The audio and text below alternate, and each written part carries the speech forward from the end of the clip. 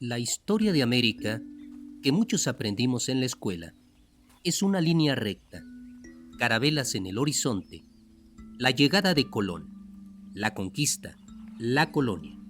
Es una narrativa simple y, sobre todo, centrada en Europa. Pero, ¿y si la realidad fue otra?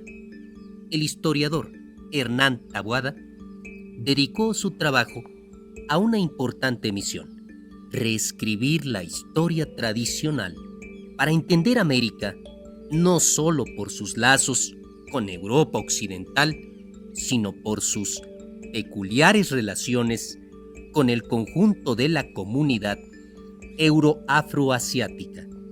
En los registros históricos encontró lo que llamó presencias extrañas, personajes, objetos y conexiones que demuestran que, mucho antes de la globalización moderna, el continente ya era un cruce de caminos para el resto del mundo. La idea del descubrimiento como un evento puramente europeo es una simplificación que ignora un interesante debate histórico. El historiador argumenta que debemos trazar un camino de prudente distancia entre la imaginación excesiva de teorías aficionadas y la sequedad académica de la visión tradicional. Su tesis es que el viaje de Colón no nació de la nada, sino que fue la culminación de un saber geográfico que se había acumulado durante siglos. El catalizador de esta conciencia global fue la Pax Mongólica. En el siglo XIII, el vasto imperio mongol hizo posible por primera vez el contacto estrecho de la región euroafroasiática. Este nuevo orden mundial impulsó la creación de las primeras historias y mapas verdaderamente universales, como el conjunto de las historias del persa Rashid al-Din. Como resultado, mucho antes de 1492, cartógrafos del mundo islámico y de China ya poseían un entendimiento del globo sorprendentemente avanzado. Mostraban una imagen del mundo mucho más completa que la de la Europa medieval, describiendo la forma de África y sugiriendo la posible existencia de un continente al otro lado del Atlántico. El viaje de 1492 deja de ser un descubrimiento en el vacío para convertirse en un encuentro largamente anunciado, producto de un conocimiento ecuménico al que contribuyeron chinos, persas, árabes y europeos. El camello, un animal perfectamente adaptado a terrenos áridos y capaz de cargar grandes pesos, parecía una solución ideal para muchos de los desafíos de transporte en América. Sin embargo, a pesar de múltiples intentos, nunca logró aclimatarse. Los primeros proyectos surgieron en el Perú del siglo XVI, vinculados a la necesidad de sustituir el trabajo forzado indígena. Más tarde, en los siglos XVIII y XIX, hubo nuevos esfuerzos en Venezuela, Cuba y México. Todos fracasaron.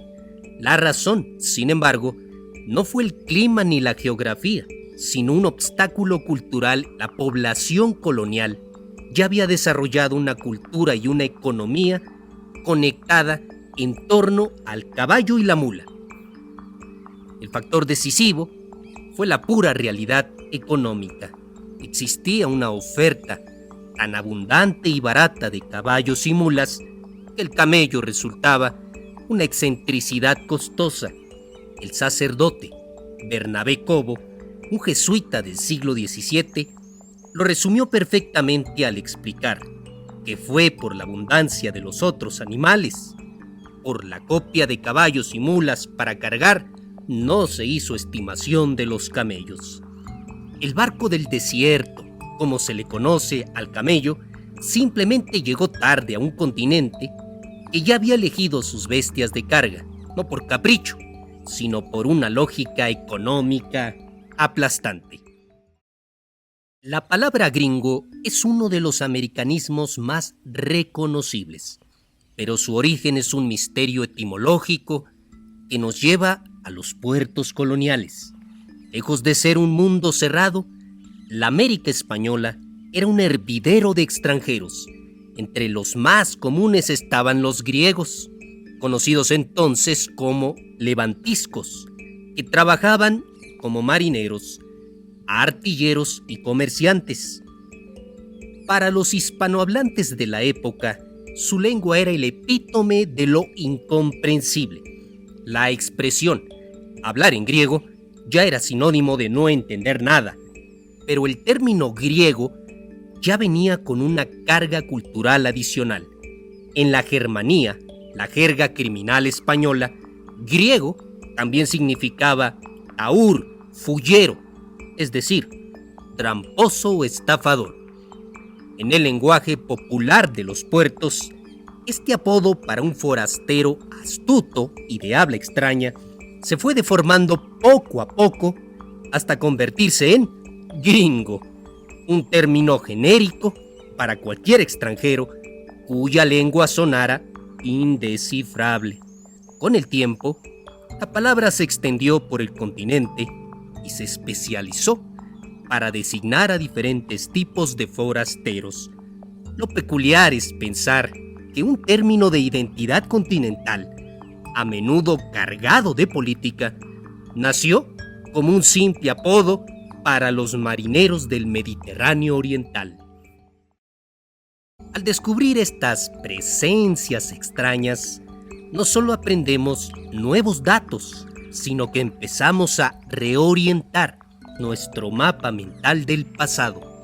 La verdadera pregunta no es solo cuántas otras historias esperan ser redescubiertas, sino cómo cambia nuestra propia identidad al aceptar que nuestro pasado siempre fue parte de una historia global, mucho más vasta y compleja.